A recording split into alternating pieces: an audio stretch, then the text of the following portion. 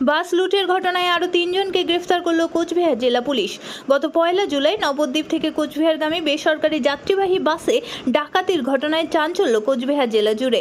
বাসের চালকের মাথায় বন্দুক ঠেকিয়ে জিনিসপত্র লুট করল 4-5 জনের একটি দুষ্কৃতীর দল।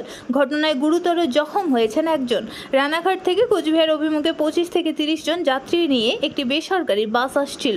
সোমবার সকাল 10টা নাগাদ মুন্ডিবাড়ি ফলাকাটা জাতীয় সড়কের মাঝে ঘোকসারডাঙ্গা হিমঘর চৌবতী এলাকা পার করার পর রাইস মিল সংলগ্ন এলাকায় দুঃসাহসিক ঘটনাটি ঘটে। ফিল্মি কায়দায় বাস চালক সিটল গোপের মাথায় আগ্নেয়াস্ত্র ঠেকিয়ে ডাকাতি শুরু করে দুষ্কৃতীরা।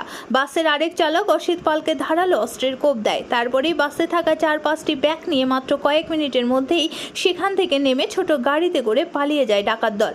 1 জুলাই রাতেই বোলেরো গাড়িটি ও গাড়ির চালক সুখদেব রায়, বয়স 25, তাকে পুন্ডিবাড়ি থানার অন্তর্গত টাকাগাছ থেকে গ্রেফতার করে জেলা পুলিশ।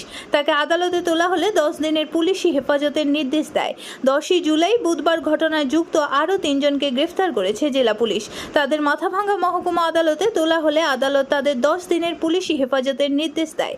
ধৃতদের নাম আজিনুর ইসলাম, মজিদুল হক, সিরাজুল মিয়া।